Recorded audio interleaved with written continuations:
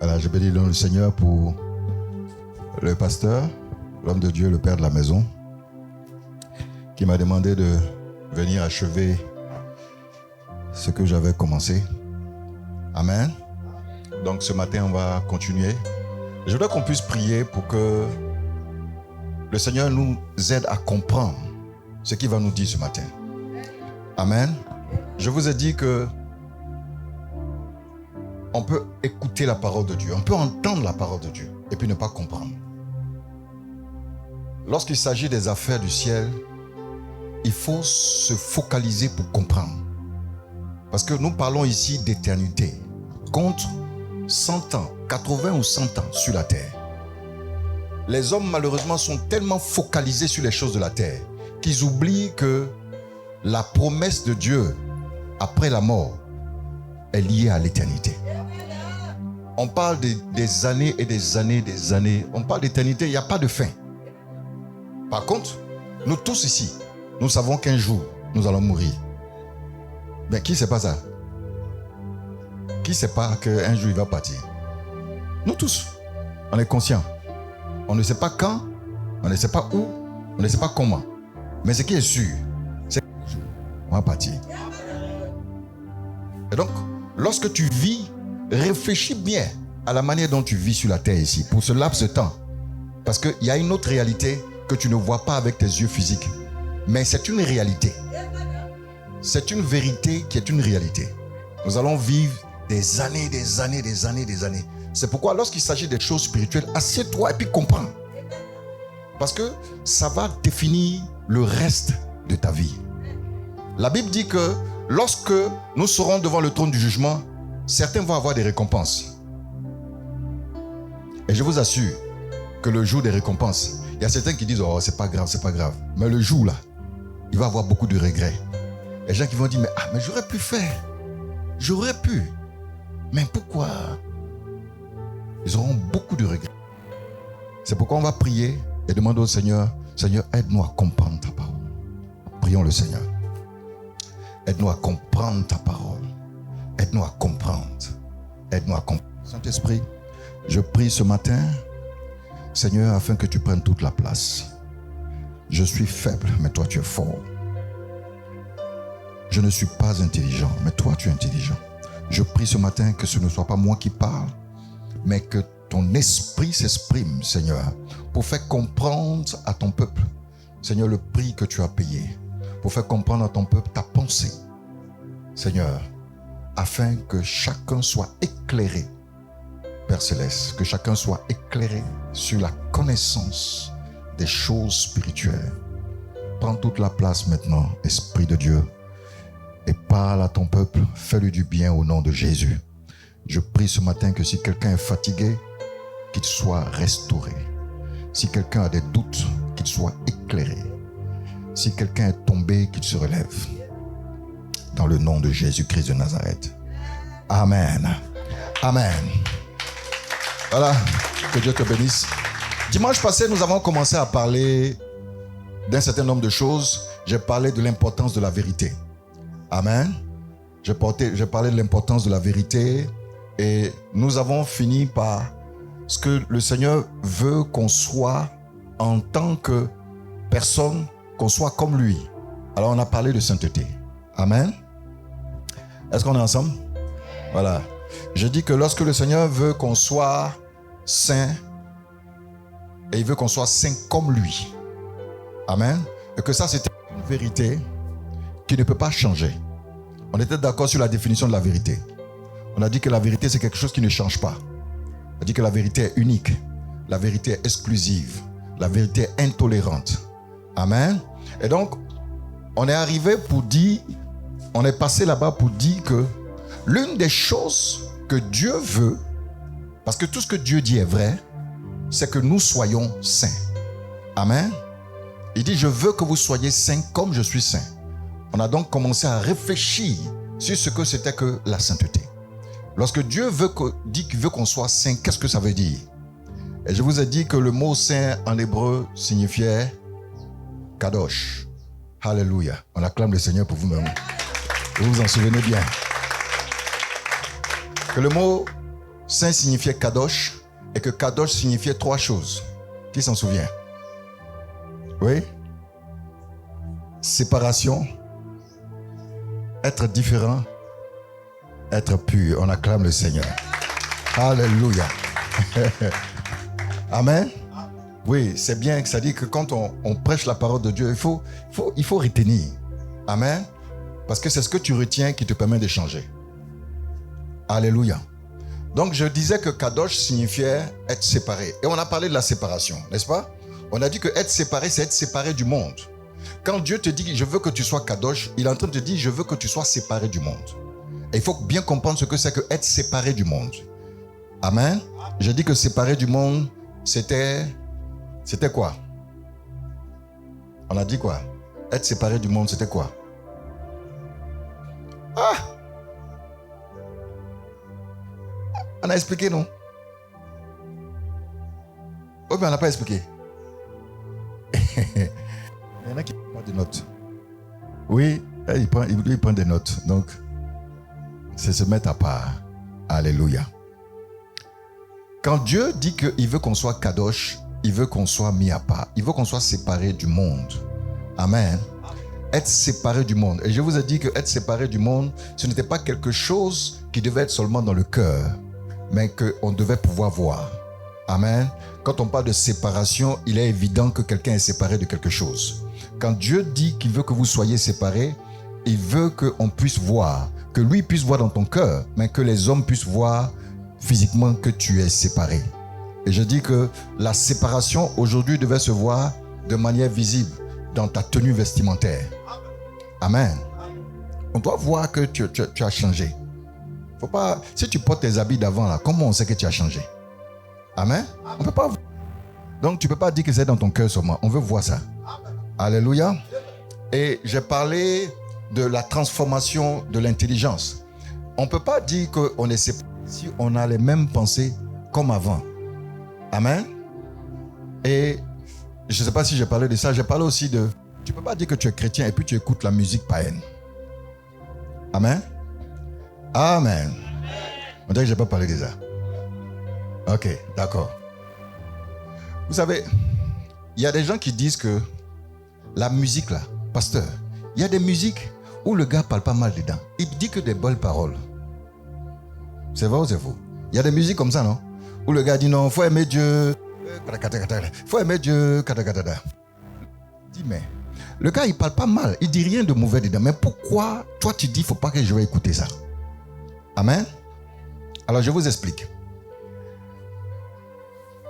Vous vous souvenez de Paul avec la femme qui disait ce sont des serviteurs de Dieu? Vous vous souvenez? La femme l'a dit, ce sont des serviteurs de Dieu, suivez-les. Est-ce que ce qu'elle disait était faux? Ce n'était pas faux. Mais pourquoi Paul, la Bible dit que Paul était irrité en lui-même. Il s'est retourné et il a chassé l'esprit qui parlait dans la femme. Pourquoi Paul était irrité? Paul était irrité parce que bien que ce qu'elle disait était vrai, mais la source était mauvaise. Amen. Est-ce que quelqu'un a compris? Tu peux écouter une musique qui dit de bonnes choses, qui parle bien de Dieu, mais la source est le problème. Amen. Donc c'est pour cela qu'on demande de ne pas écouter de la musique païenne. Parce que ce que beaucoup de gens ne savent pas, c'est que la musique est un moyen de transport des esprits. Amen. La musique est un moyen de transport des esprits. Alléluia. Acte chapitre 2. La Bible dit tout à coup, il vient du ciel comme un bruit, comme un vent, un bruit impétueux, un vent impétueux, comme un bruit. Et dans ce bruit-là, il y avait l'Esprit de Dieu. Amen. Parce que le son est le moyen de transport des esprits. Amen. Le son, c'est le moyen de transport des esprits. C'est pour cela que lorsque David jouait de la harpe, vous vous souvenez, dans le livre de Samuel, David jouait de la harpe. La Bible dit que lorsque David jouait de la harpe, le démon sortait de Saül. Amen. Parce que la musique, le son, est un moyen de transport des esprits. C'est pour ça encore que lorsque Élisée voulait faire venir la pluie, il a demandé des instruments de musique. Quand ils ont commencé à jouer, la Bible dit que l'Esprit de l'Éternel est descendu sur Élisée et l'eau a commencé à venir du désert. Donc il faut comprendre que la musique, c'est pas simple. Dis à ton voisin, c'est pas simple. C'est pas simple. Amen. C'est pas simple. Donc quand on te demande d'écouter de la musique chrétienne, et même dans la musique chrétienne encore, il faut faire attention.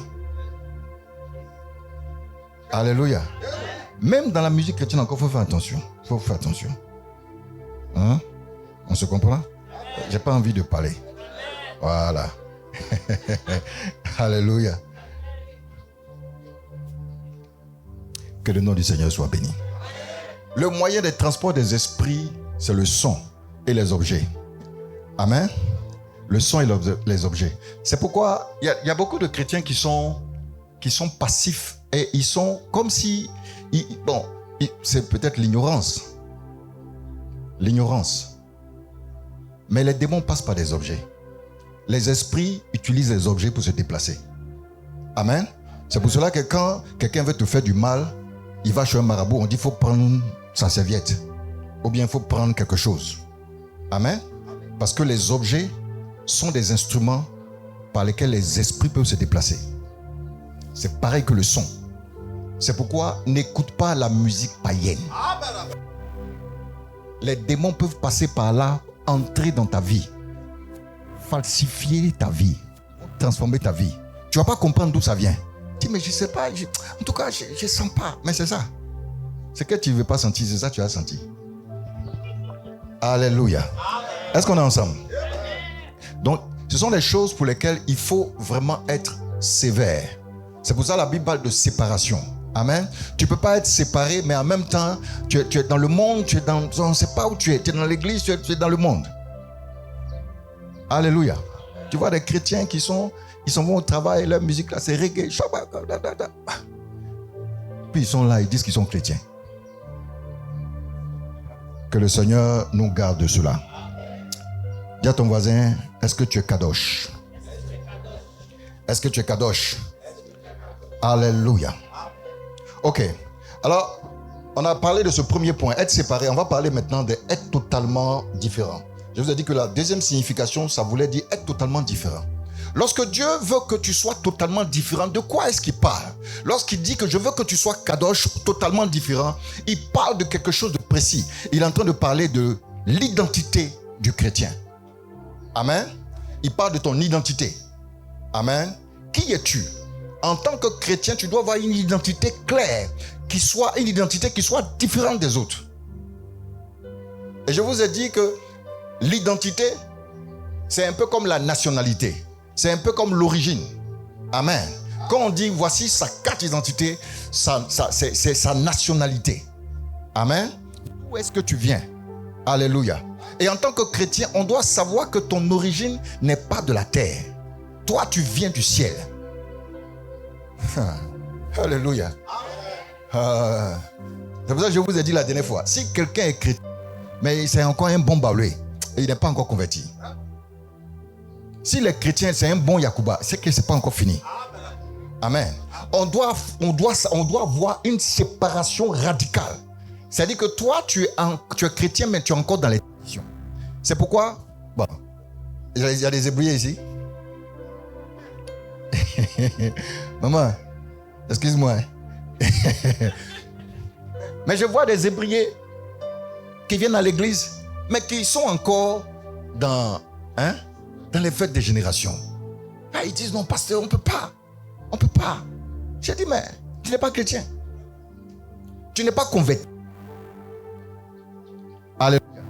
Vous savez, les choses de Dieu là, les choses de Dieu, si on ne t'a pas encore dit que tu es extrémiste, c'est que tu n'es pas encore converti. Amen. Il faut qu'on dise que toi tu es un extrémiste. Ça veut dire que tu es sur le bon chemin. La Bible dit que tous ceux qui veulent vivre pieusement en Jésus seront persécutés. Si on ne t'a pas persécuté en tant qu'hébreu parce que tu refuses, c'est que tu n'es pas encore converti. Il y a un jeune hébreu qui était dans mon église. Il dit non, pasteur, tu sais pas. Je lui ai dit, mon frère, c'est ton choix. Hein? Il a quitté l'église. C'est son choix. C'est la vie là, c'est un choix. La vie, c'est un choix. Amen. Mais moi, en tant que leader, en tant que pasteur, je dois te dire la vérité. Ça peut faire mal, mais la vérité, comme je dis, la vérité est exclusive. La vérité est intolérante. On ne tolère pas certaines choses avec la vérité. Je te dis, tu choisis. Non. Si tu as choisi de rester oublié, il n'y a pas de problème. C'est que sur le jour du jugement, tu ne pourras pas dire que je ne t'ai pas dit. Alléluia. La nature et l'identité du chrétien doivent être totalement différents. Alléluia. C'est pourquoi la Bible dit, si quelqu'un est en Christ, 2 Corinthiens chapitre 5 verset 17, si quelqu'un est en Christ, voici, les choses anciennes sont passées, toutes choses sont devenues nouvelles. Alléluia. Alors, on va lire ensemble Jean chapitre 1 verset 12. Je sais que vous connaissez le verset. Jean chapitre 1 verset 12. À tous ceux qui l'ont reçu, à tous ceux qui croient en son nom, elle a donné le pouvoir de devenir enfants de Dieu, lesquels sont nés. Écoutez bien, écoutez bien. C'est pour ça que je dis, quand il y a des choses de Dieu là, il faut s'asseoir et puis réfléchir dessus. Parce que la Bible dit que c'est la vérité qui nous affranchit. Amen. Il dit, vous connaîtrez la vérité et la vérité va vous rendre libre. Autrement dit, tant que tu n'as pas fréquenté la vérité, tu n'es pas libre. Amen. Tant que tu ne connais pas la vérité, tu n'es pas libre. Il dit ici que ceux qui ont reçu la parole, ils ne sont pas... Continue. Lesquels sont nés, non du sang, ni de la volonté de la ni chair, de la volonté de la chair, ni de la volonté de l'homme, ni de la volonté de l'homme, mais de Dieu. Qu'est-ce que ça veut dire? Amen. Qu'est-ce que ça veut dire? Si on s'assoit pour découvrir la vérité de ça, qu'est-ce que ça veut dire? Quel est le message qui nous est donné dans ce passage? Ceux qui reçoivent la parole de Dieu ne sont pas nés de l'homme. Est-ce que c'est moi qui ai dit? C'est pas ce qui est écrit. Ceux qui reçoivent la parole de Dieu, qui sont devenus enfants de Dieu, ne sont pas nés de l'homme, ni du sang, ni de la chair. Ça veut dire que c'est ça. Ça veut dire ce que ça veut dire. Ça veut dire que moi, Aphélie, même mon papa qui m'a mis au... je ne suis pas né de lui aujourd'hui. Est-ce que c'est moi qui ai parlé de ça? Est-ce que c'est ce qu'il a dit là? Non, c'est la vérité. Ou bien ce n'est pas la vérité. Est-ce que c'est la vérité ou bien ce n'est pas la vérité? Je vous ai dit la vérité là, elle exclut beaucoup de choses. C'est pourquoi quand Dieu parle, il faut s'asseoir et puis tu vas décortiquer ce qu'il est en train de dire. Parce que si tu ne comprends pas, tu ne pourras pas marcher dans la direction. Il dit que tu n'es plus un homme qui est né d'un autre homme. Tu n'es plus une femme qui est née d'une autre femme. Amen. Tant que les chrétiens, c'est pourquoi aujourd'hui, quand la persécution va arriver, pour certains chrétiens, ça va être difficile. Parce qu'il y en a qui sont encore attachés à beaucoup de choses. Il y en a, quand Jésus dit, celui qui n'hait pas son père ou sa mère, est-ce que c'est moi qui ai dit? Il dit, celui qui n'a pas de haine pour son père ou pour sa mère, il n'est pas digne du royaume. Ah, Jésus est mauvais ou bien quoi? Maintenant, ce qu'il a dit là, c'est vrai ou c'est faux? Ce que Jésus a dit là, c'est vrai ou c'est faux? Alors, si soit c'est faux, ça veut dire que Jésus n'est pas crédible. C'est ça. Soit c'est vrai, ça veut dire aussi que Jésus est crédible. Et si ce que Jésus dit est vrai, ça veut dire qu'on doit suivre ça. On ne peut pas être chrétien et puis suivre à moitié ce que Jésus a dit. On est d'accord? Si tu as un pied ici, un pied dedans, comme on dit l'expression, un pied dehors, un pied dedans, c'est quoi? Dehors. Ça, c'est une expression ivoirienne, mais ça répond bien à l'expression du ciel. Si tu n'es pas dedans, tu es dehors. Alléluia. Lesquels sont nés non de la volonté du sang, non de la volonté de la chair, non de la volonté de l'homme, mais de Dieu. C'est-à-dire quoi? C'est-à-dire que désormais, je ne suis plus un homme normal. Alléluia.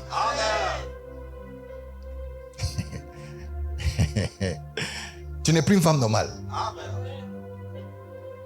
Tu n'es plus un homme normal. Alléluia. Paul dit que vous êtes encore des enfants au lait. C'est pour ça qu'on est obligé de vous donner un peu de nourriture, un peu de lait, du pain. Parce qu'il y a des paroles là, c'est trop compliqué. Amen. Mais heureusement ici, vous êtes matures. Vous êtes tous matures ici. Donc on peut vous dire les choses. Alléluia. Amen, amen. Lorsque le demande à ce que tu sois totalement différent, il est en train de te faire comprendre que la différence là, ça doit se voir dans ton identité et dans ta nature. Quand je parle d'identité, je parle de citoyenneté. est-ce que tu es citoyen du royaume, oui ou non? C'est-à-dire que dans le ciel, on n'a pas de double nationalité. On n'a pas de double nationalité dans le ciel. Ce qu'on a ici sur la terre, il y a des gens qui ont 3 nationalités, 4 nationalités là. Au ciel, il n'y a pas ça. Soit tu es citoyen du royaume, soit tu ne l'es pas. Amen. Donc il faut que ton identité soit claire. Amen. Et je parle d'identité de nature, pourquoi? Parce que si ton identité est claire, ta nature aussi sera claire. Et qui es-tu? Tu es un fils de Dieu qui est un esprit. Amen. Alléluia. Tu n'es plus un homme naturel. Tu n'es plus un homme normal. Tu n'es plus une personne normale. Tu es un être spirituel. Amen. Tu es un être spirituel. C'est parce que tes yeux ne sont pas ouverts. Si tes yeux s'ouvrent et que tu te vois toi-même, tu ne vas pas te reconnaître. Alléluia. Nous sommes devenus des êtres spirituels. Alléluia. Nous sommes des êtres spirituels. C'est-à-dire, tu vois comme ça là, mais c'est moi, mais c'est pas moi. C'est toi qui es là, maman, mais c'est pas toi. Amen. Lorsque les démons te voient, ils savent que tu as une personnalité différente. Si on ouvre les yeux spirituels, tu vas voir que tu as des yeux partout. Il y en a qui vont fuir. Ils vont dire ça là, c'est qui ça? Alléluia. Un jour, je dormais. Et puis, il y a des femmes qui sont rentrées dans ma chambre. Je les ai vues. Mais je ne l'ai pas vu avec mes yeux physiques. Mes yeux spirituels sont verts. C'est-à-dire, j'ai vu ici. C'est comme si... Donc, j'ai compris que... Ah, donc j'ai un œil ici. Donc, j'ai compris ce jour-là que j'ai un œil ici. Ce n'est pas mes yeux, ça là, mais c'est un œil qui est ici. Mes yeux sont verts comme ça. Je dors, mais mes yeux s'ouvrent. Et puis, je vois toute leur manigance. Parce que je suis quelqu'un de différent. Amen.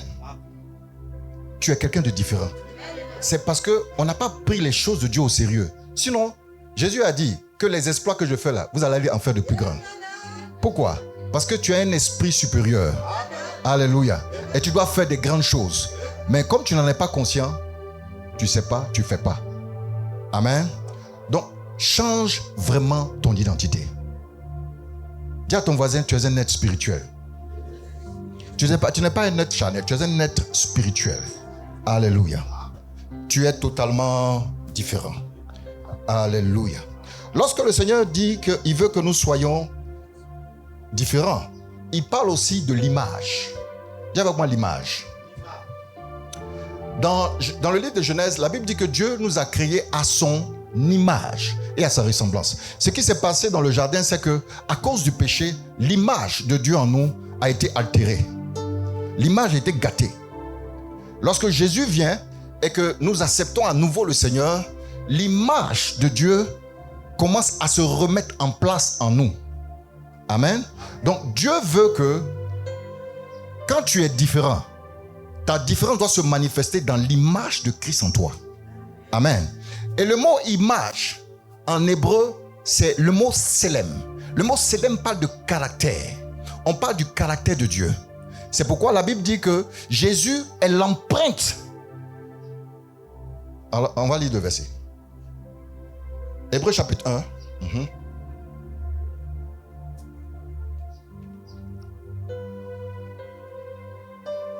Jésus est l'empreinte.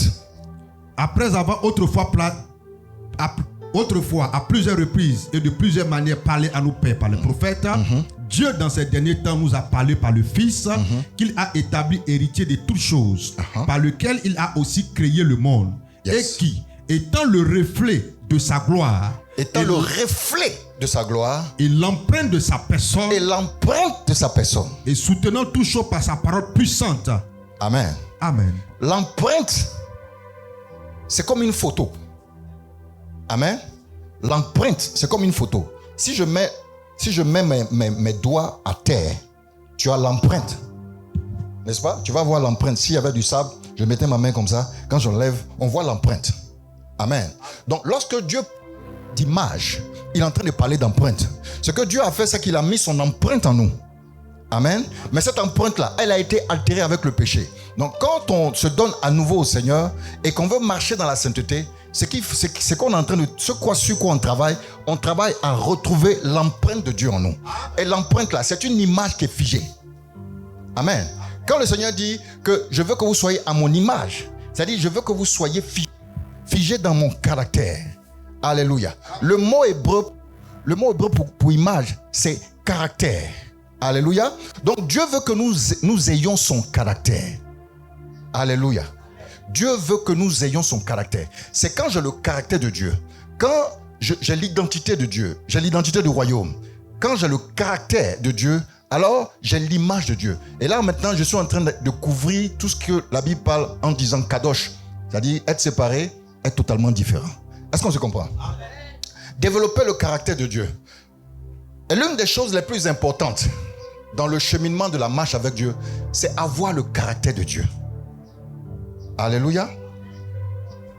Vous pouvez avoir la puissance, vous pouvez avoir beaucoup de choses, mais si vous n'avez pas le caractère, vous êtes disqualifié.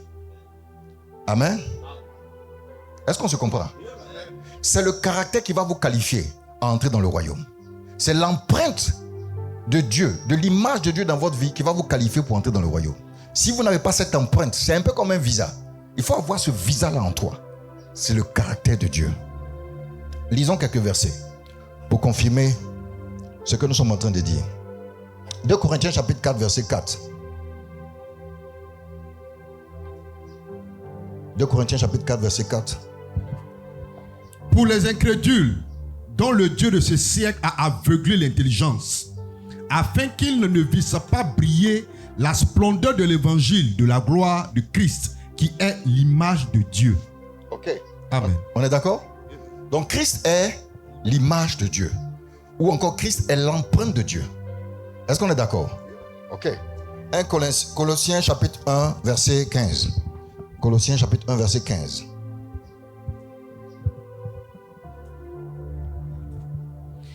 Il est l'image du Dieu invisible. Il est l'image du Dieu invisible. Le premier-né de toute la création. Le premier-né de toute la création. Amen. Amen.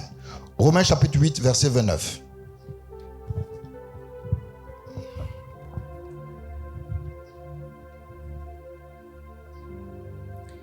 Car ceux qu'il a connus d'avance, il les a aussi prédestinés à être semblables à l'image de son Fils, afin que son Fils fût le premier-né entre plusieurs frères. Alléluia. Amen. Il nous a prédestinés à être quoi? Semblable à l'image. Amen. Donc, ce que la Bible est en train de dire, c'est que Dieu nous a prédestinés à être semblables au caractère de Dieu. Alléluia. Le caractère, c'est la chose qui ne change pas. Amen. Le caractère, c'est la chose qui ne change pas. C'est la chose qui est figée. Elle ne change pas en fonction des circonstances. Amen. Est-ce que je me fais comprendre? Pour vous expliquer de manière terre à terre. On appelle les nombres. On appelle les nombres les caractères. N'est-ce pas? N'est-ce pas? Il y en a qui ne savent pas. On dit 1, 2, 3, 4 là, ce sont des caractères. Pourquoi on les appelle des caractères? On les appelle des caractères parce qu'ils ne changent pas. Si tu vas aux États-Unis, 1 c'est 1. Tu vas en Chine, 1 c'est 1. Tu vas en Guinée, 2 c'est 2. 3 c'est 3.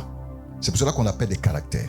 Donc lorsque le Seigneur dit qu'il veut qu'on ait son caractère, c'est-à-dire il veut que nous soyons à son image, c'est-à-dire quels que soient les lieux, les temps et les circonstances. Amen. Développer le caractère de Dieu. Alléluia. Développer le caractère de Dieu. Et qu'est-ce que c'est que le caractère de Dieu? Qu'est-ce que le caractère de Dieu? La fidélité. La fidélité est un caractère divin. Amen. Un disciple du Seigneur doit être fidèle. Alléluia.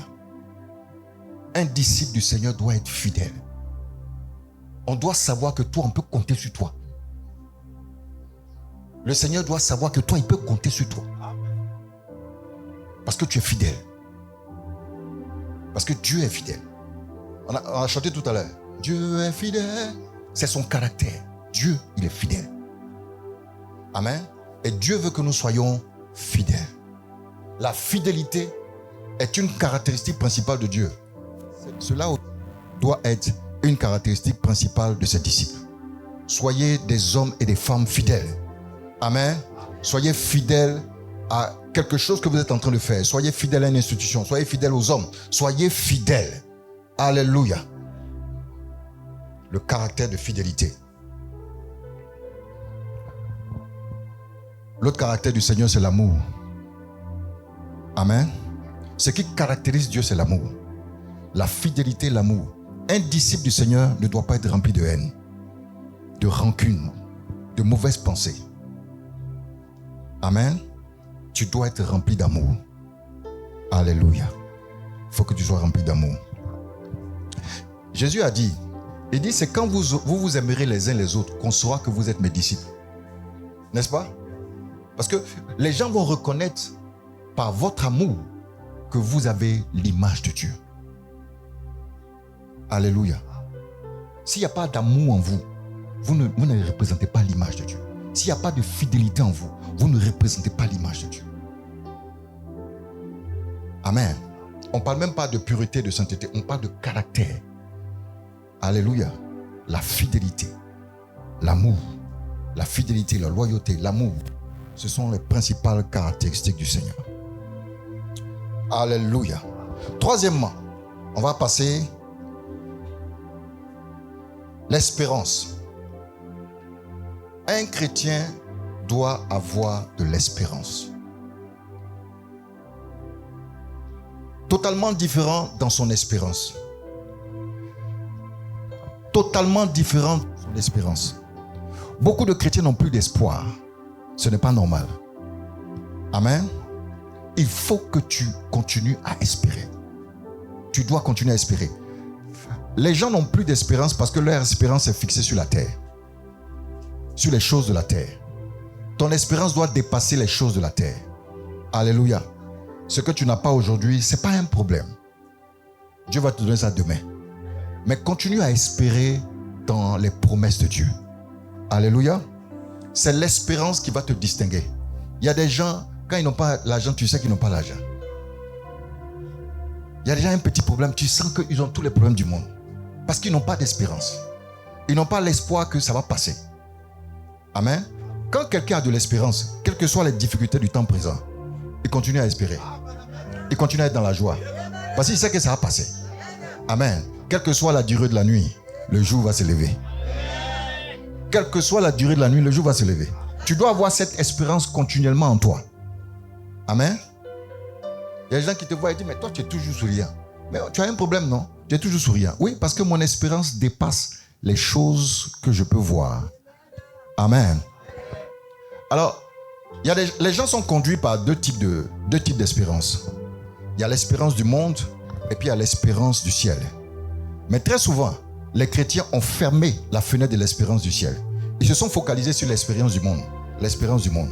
Et quand ils n'arrivent pas à atteindre leurs objectifs en ce qui concerne l'espérance du monde, ils abandonnent.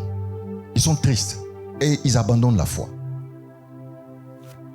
Dans ta marche avec le Seigneur, il y a l'espérance du monde sur les choses que le Seigneur t'a promises ici, et puis il y a l'espérance du ciel.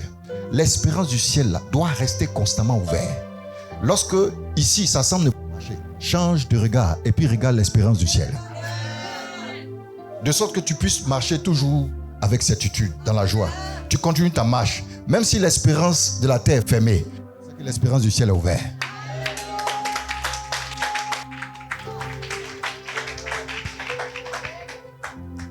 Alléluia.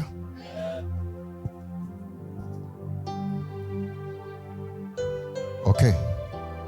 Totalement différent. Est-ce qu'on a compris ça? Être totalement différent. On a compris? Tu dois être différent dans ton identité, dans ta nature. Tu es désormais un esprit. La Bible dit que les fils de Dieu sont conduits par l'Esprit de Dieu. Amen.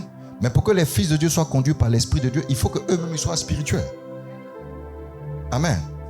Les hommes parlent aux hommes, les chiens parlent aux chiens, les lions parlent aux... Est-ce que quand un lion parle au lion, là, tu comprends? Est-ce que quand les chiens parlent aux chiens, tu comprends? Tu ne comprends pas. Mais quand les hommes parlent aux hommes, tu comprends? C'est la même chose quand les esprits parlent aux esprits. C'est pourquoi la Bible dit que ceux qui sont conduits par l'Esprit sont fils de Dieu. Parce qu'ils ne sont plus des êtres charnels, ils sont des êtres spirituels. Donc quand le Saint-Esprit parle, ils comprennent. Mais il y a des chrétiens qui n'ont jamais entendu l'Esprit parler. Il y a des chrétiens qui n'ont jamais entendu l'Esprit leur parler. Est-ce que c'est normal? Tu n'as jamais entendu l'Esprit te parler. Tu ne sais même pas quand l'Esprit te parle. Tu as dit, toi, tu ne sais pas. Tu vas attendre un prophète. C'est pour ça qu'on dit un prophète ici. Tout le monde court. Qu'est-ce que Dieu dit pour moi, homme de Dieu? Qu'est-ce que le Seigneur dit? Ah, tu ne sais pas que c'est parce que tu n'es pas un esprit. Amen. Donc le prophète aussi va dire, oui, ainsi parle l'Éternel. Oui. Et puis tu es content. Hein? Tu es encore un bébé. Tu es encore un bébé. Parce que c'est lui qui a grandi là spirituellement. Quand l'Esprit parle, il entend. Et distingue la voix de l'Esprit. Le Seigneur dit, tu entendras une voix derrière toi qui dira, prends ce chemin. Amen. Il faut pouvoir... Nous sommes en communion avec l'Esprit de Dieu, n'est-ce pas? La Bible dit que nous sommes en communion avec le Fils de Dieu et avec son Esprit. Mais si nous sommes en communion avec lui, ça veut dire que je parle et il parle. Amen. Si je suis en communion à un moment, on parle. Que quand je parle, elle parle aussi. Mais toi, tu parles, et puis lui ne parle pas. C'est pas parce qu'il ne parle pas, c'est parce que toi, tu n'entends pas.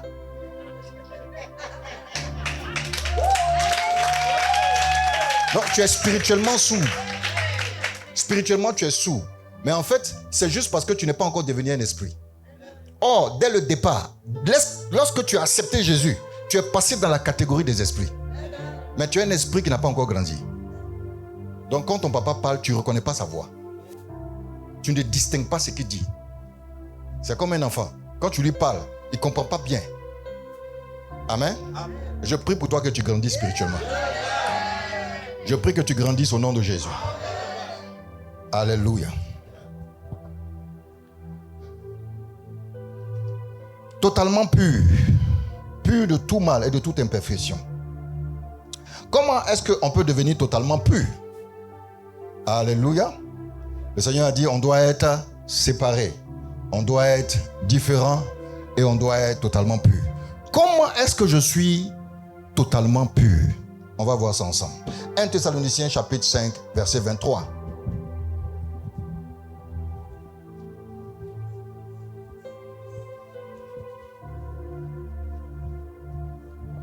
Que le Dieu de paix vous sanctifie lui-même tout entier, et que tout votre être, l'esprit, l'âme et le corps soient conservés irrépréhensibles lors de l'avènement de notre Seigneur Jésus-Christ. Alléluia. Amen.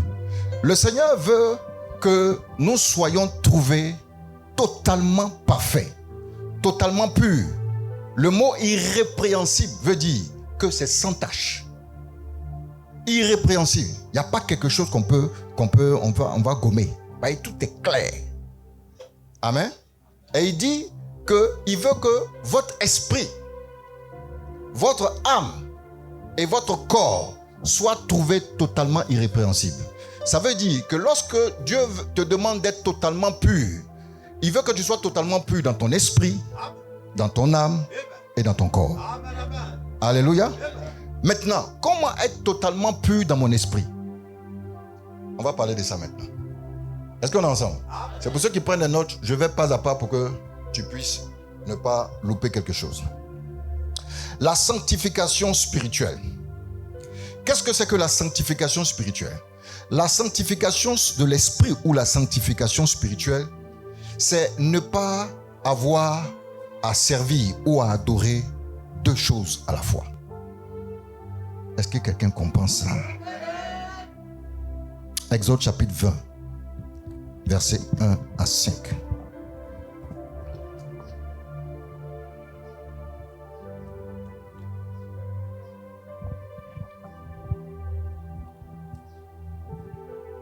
Alors Dieu prononça toutes ces paroles en disant, Je suis l'Éternel ton Dieu, qui t'a fait sortir du pays d'Égypte, de la maison de servitude. Tu n'auras pas d'autre Dieu devant ma face. Tu ne te feras point d'image taillée, ni de représentation quelconque des choses qui sont en haut dans les cieux, qui sont en bas sur la terre et qui sont dans les eaux plus bas que la terre. Tu ne te prosterneras point devant elles et tu ne les serviras point. Car moi, l'Éternel ton Dieu, je suis un Dieu jaloux qui punit l'iniquité des pères sur les enfants jusqu'à la 3e et à la 4e génération de ceux qui me haïssent. Amen. Alléluia. Alléluia. C'est clair. On va prendre Ézéchiel chapitre 20, verset 30 à 33.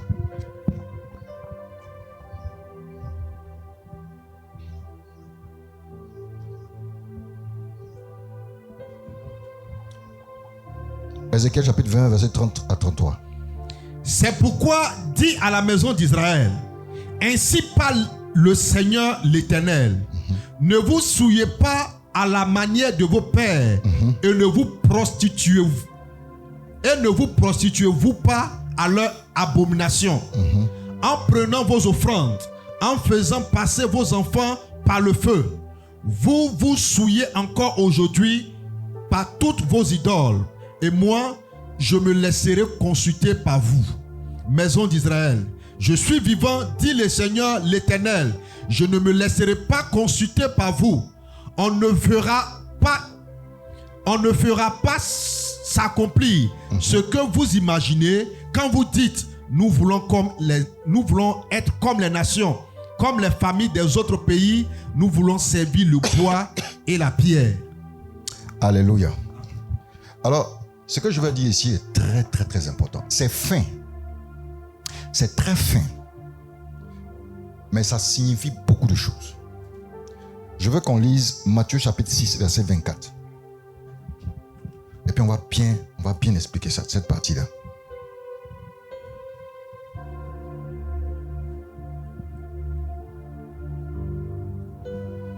Nul ne peut servir deux maîtres, car ou il haïra l'un, ou il aimera l'autre, ou il s'attachera à l'un et méprisera l'autre. Vous ne pouvez servir Dieu et Mammon. Ok. Amen. Luc chapitre 4, verset 8. Pour terminer sur les versets.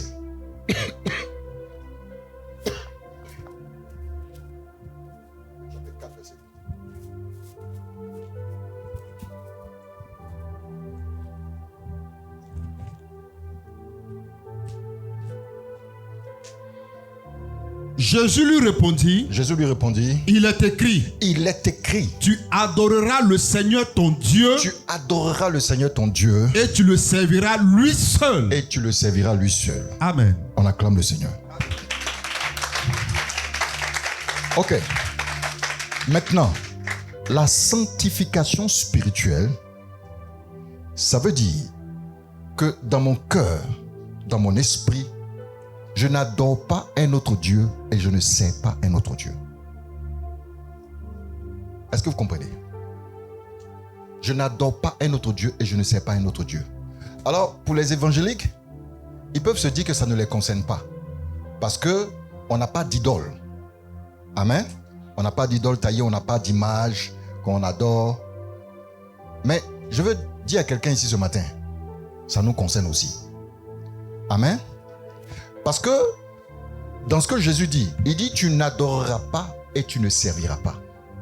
Donc la sanctification spirituelle concerne les deux volets. Je suis sanctifié spirituellement lorsque j'adore Dieu et que je sers Dieu. Est-ce que quelqu'un a compris? Ça veut dire que si j'adore Dieu mais que je ne le sers pas, je ne suis pas spirituellement sanctifié. Je ne sais pas si je me suis fait comprendre. La sanctification de l'esprit exige que j'adore Dieu seul et que je le serve lui seul. Parce que si je ne sais pas Dieu, ça veut dire qu'en réalité j'adore quelque chose d'autre. Je ne sais pas si j'arrive à m'expliquer. L'adoration. Parce qu'il y a des gens, ils viennent à l'église, ils font l'adoration. On chante, ils adorent. Mais lorsqu'il s'agit du service, pasteur, ils disparaissent. Ils pensent qu'ils ont adoré Dieu. Non, l'adoration sans le service, ce n'est pas de la sanctification. Est-ce que vous comprenez? C'est pourquoi le Seigneur dit, il dit, nul ne peut servir deux maîtres à la fois. Nul ne peut servir deux maîtres à la fois. En d'autres mots, nul ne peut adorer deux maîtres à la fois. Parce que celui que tu sais, c'est celui que tu adores. Tu ne peux pas dire que tu adores Dieu, mais que tu sais quelque chose d'autre. Si tu adores Dieu, mais que tu sais quelque chose d'autre, tu n'es pas en train de sanctifier ton esprit. Est-ce que je me fais comprendre? Tu dois adorer Dieu et tu dois le servir. C'est la totalité qui fait que tu es, on peut dire de toi, que tu es sanctifié dans l'esprit. Malheureusement, beaucoup de chrétiens dans l'église, ils viennent adorer, comme ils disent, ils viennent chanter. Et quand ils ont fini de chanter, chacun se cherche. Et ils disent que non, ils ont accepté le Seigneur. C'est pourquoi je vous disais au début, j'ai dit la vérité là, ça libère. Si tu ne sais pas ça, tu vas penser que tu... Et tu vas être surpris le jour où on va dire l'enlèvement là. Tu ne comprends pas pourquoi tu le sais. Parce qu'en fait, tu sais quelque chose d'autre et tu croyais servir Dieu. Parce que tu venais à l'église, parce que tu viens à l'église, toi tu penses que tu dois être qualifié pour le salut. Malheureusement, ça ne marche pas comme ça. Dis à ton voisin, ça ne marche pas. Ça ne va pas marcher. Parce que le service correspond à l'adoration. Je sais parce que j'adore. J'adore et je sais. Ce sont les deux là qui font que je peux dire que je suis sanctifié dans mon esprit.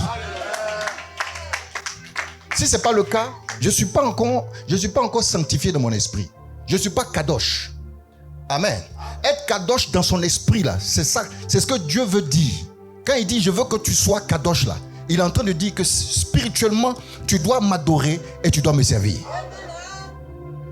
Car ce que Dieu cherche, ce ne sont pas ce que Dieu veut, ce que Dieu recherche, ce sont les vrais adorateurs. C'est pas ce que Jésus dit. Et ce que Dieu veut, ce sont les vrais adorateurs. Ce que Dieu recherche, ce sont les vrais adorateurs. Les vrais adorateurs, ce sont ceux qui adorent et qui servent. Ce ne sont pas ceux qui s'arrêtent à l'adoration. Tu viens, tu fais ton offrande, tu t'en vas. Tu viens, tu chantes et puis tu t'en vas. Tu n'es pas en train d'adorer Dieu. Tu te blagues. Tu te blagues. Amen. Jésus a dit, je bâtirai mon église et les portes du séjour ne vont pas prévaloir contre elle. Je vais construire mon gouvernement. Je vais construire mon gouvernement. Si on avait dit que l'église c'était un gouvernement, tout le monde allait vouloir rentrer dedans. On va changer de nom. On va appeler l'église dans le gouvernement. Pour que chacun se dise, non, il faut que je serve dedans. Amen. Mais comme on dit c'est église, les gars se disent, oh, bon, le pasteur va faire le travail. Et les diacres là, ils sont forts. Hein? C'est les anciens qui doivent travailler. Tu n'es pas en train d'adorer le Seigneur. Parce que si tu ne sais pas Dieu, ça veut dire que tu sais quelque chose d'autre. Et la chose que tu sais là, c'est elle qui est ton Dieu. Amen. Est-ce que c'est clair? Et tu sais l'argent. Ben, en fait, le problème des gens là, c'est l'argent. Ils n'ont pas le temps là. Quand ils disent qu'ils n'ont pas le temps, c'est à cause de quoi? L'argent. Ah, j'ai pas le temps de venir à l'église, c'est à cause de quoi? Je n'ai pas le temps de servir Dieu, c'est à cause de quoi? Mais qui est-ce que tu adores? Qui est-ce que tu adores? Et Jésus a dit, il dit, nul ne peut servir deux maîtres.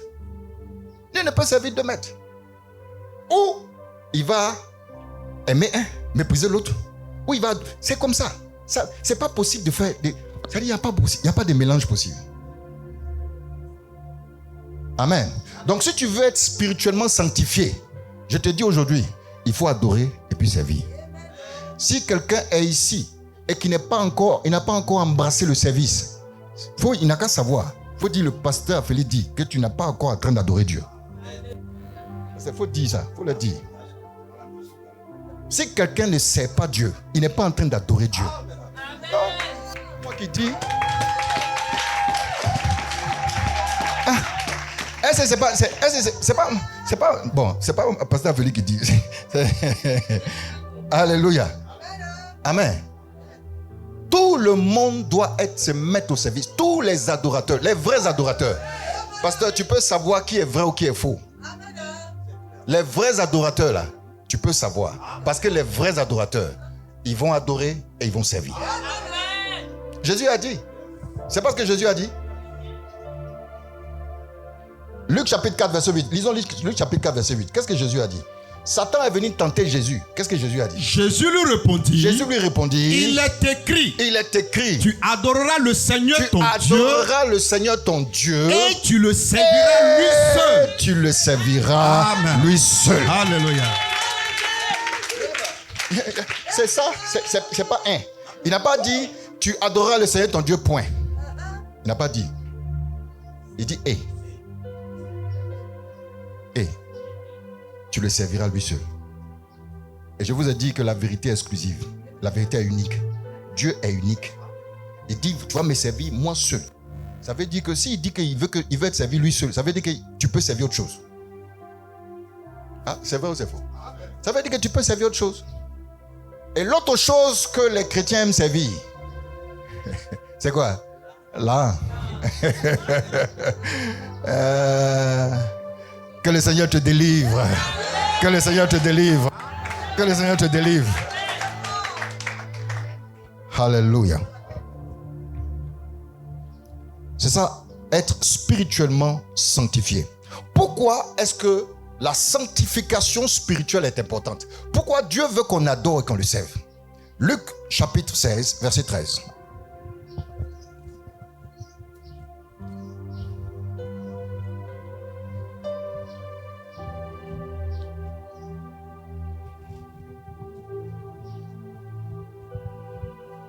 Nul serviteur ne peut servir deux maîtres.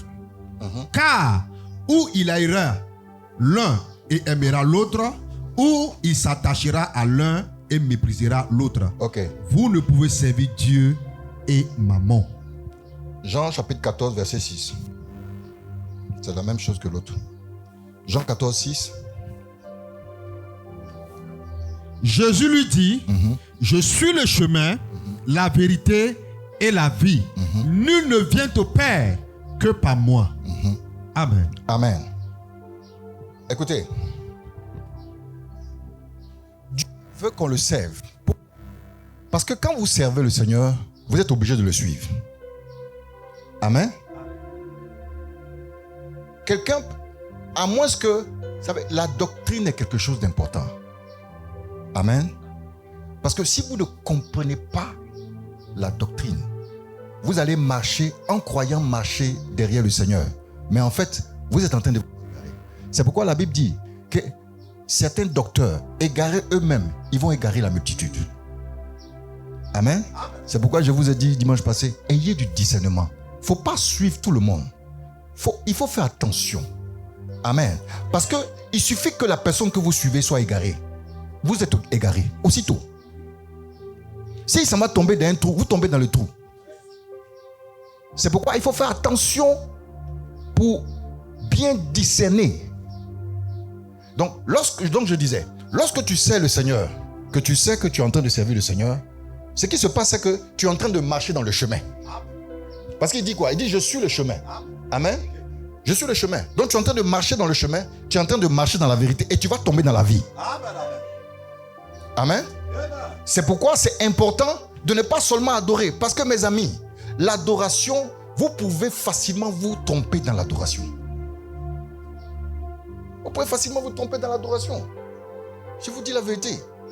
Tu peux facilement te tromper. Il y a des gens qui adorent des choses et ils pensent qu'ils sont dans la... Ils sont carrément à côté. Dieu veut que nous puissions être saints spirituellement parce que Dieu est esprit. Amen. Dieu est esprit. Il veut que ceux qui l'adorent, l'adorent en esprit. Ceux qui le servent en esprit. Amen. Donc, Dieu veut que nous soyons sanctifiés, spirituellement sanctifiés parce qu'il est esprit. Et les esprits se mettent au service des esprits. Alléluia. Quelles sont les personnes qui servent Dieu dans le ciel? Quelles sont les personnes qui servent Dieu dans le ciel? C'est des esprits ou c'est des humains? C'est des esprits. Amen. Donc Dieu exige que ceux qui ont donné leur vie au Seigneur, qui sont devenus des esprits, puisses aussi le servir. Amen. Donc si tu ne sais pas Dieu, tu n'es pas un esprit. Si tu n'es pas un esprit, ça veut dire que tu es un homme. Et si tu es un homme, tu n'as pas le droit de rentrer dans le royaume. Est-ce que c'est clair? Donc la sanctification spirituelle, il faut bien comprendre ça. Ça ne s'arrête pas seulement à l'adoration, mais ça inclut le service. Que Dieu te bénisse. Je vais terminer en même temps. Je vais terminer. Dieu ne veut pas que dans la sanctification spirituelle, Dieu est l'association. Dieu n'aime pas l'association. La Bible dit que Dieu est un Dieu qui est jaloux. Si tu associes Dieu à autre chose, je ne sais pas si vous suivez mon regard. Il y a des gens qui associent Dieu à autre chose. Et ils sont acharnés à associer Dieu à autre chose. On peut passer par là aussi pour aller chez Dieu. On peut passer par là aussi. Dieu est un Dieu jaloux. Amen. Dieu est un Dieu jaloux. Et il ne veut pas qu'on associe quelque chose d'autre à lui. Dieu ne veut pas ça. La sanctification spirituelle exige qu'il n'y ait pas d'association entre Dieu et autre chose. Est-ce que je me fais comprendre? Donc tu vois certaines religions qui vont associer, et puis tu peux être tolérant parce que tu ne sais pas trop. Amen. Parce que tu ne sais pas. Mais lorsque tu es conscient et que tu sais, tu peux dire à la personne, mon frère, tu lui dis ça dans l'amour, tu es dans l'erreur. Parce que Dieu est l'association avec d'autres divinités. Quand tu associes Dieu à une autre divinité là, c'est-à-dire que tu t'amuses à lui. Tu t'amuses à lui. Quand tu prends un objet et puis que tu mets ça là et puis tu adores l'objet, tu sais l'objet, tu es en train de calomnier Dieu. Tu es en train de dire que Dieu, voici ton semblable qui est là. C'est pour cela que la Bible dit, celui qui associe quelque chose d'autre à Dieu là, il calomnie Dieu. Il est en train de mentir sur Dieu. Alléluia. Amen. La sanctification spirituelle. Ok. On va passer à la sanctification de l'âme. Rapidement. Ézéchiel chapitre 36, verset 25. Bon, le temps est passé. Mais, Seigneur Jésus, comme je disais au pasteur là, c'est une série, c'est long. Donc vraiment, je suis obligé de couper. Mais je veux parler du sabbat. Pardon. Je veux parler du sabbat. Le sabbat. Exode chapitre 20. Versets 8 à 11. C'est pas grave, si on arrête là, c'est pas grave. Souviens-toi du jour du repos pour le sanctifier. Tu travailleras 6 jours et tu feras tout ton ouvrage. Mais le 7e jour est le jour du repos de l'Éternel ton Dieu. Tu ne feras aucun ouvrage, ni toi, ni ton fils, ni ta fille, ni ton serviteur, ni ta servante, ni ton bétail, ni l'étranger qui est dans tes portes. Ok. Amen. Alors je dis quelque chose. Et je prie que vous reteniez ça. Le respect du sabbat fait partie des 10 commandements. On est d'accord? Le respect du sabbat fait partie des 10 commandements. Et la Bible dit dans Pierre que celui qui désobéit à un commandement, il a désobéi à tous les commandements. On est d'accord? Donc souvent, on dit je ne vole pas, je ne tue pas. Mais on fait fi de la loi du 7e commandement. Or, le 7e commandement doit être un jour qui est sanctifié. C'est-à-dire un jour qui est mis à part. Et la sanctification spirituelle exige du chrétien le dimanche à part. Je ne sais pas si je me fais comprendre. C'est-à-dire, quand tu ne considères pas le dimanche, tu ne considères pas toutes les autres lois.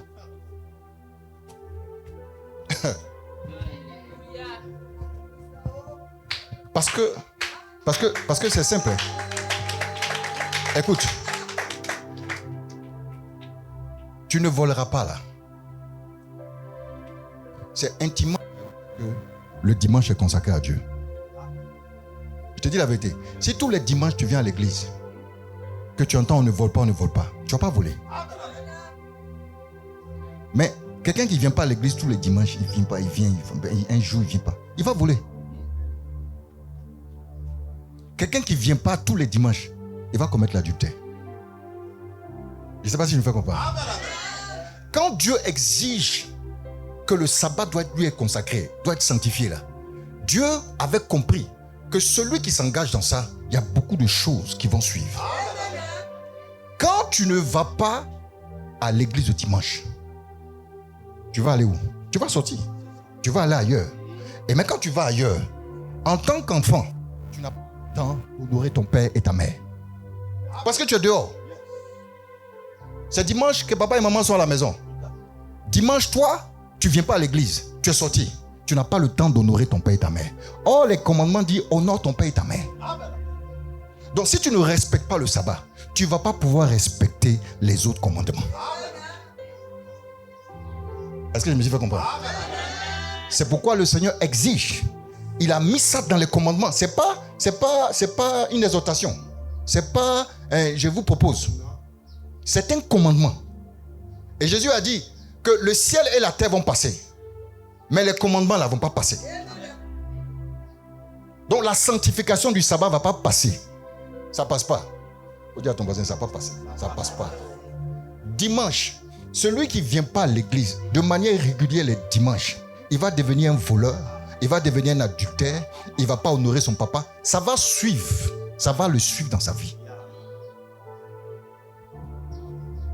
C'est pourquoi le Seigneur a dit, faut ce jour-là, quand tu consacres ce jour, quand tu as décidé dans ton cœur de consacrer ce jour-là, les autres lois là seront faciles à exécuter.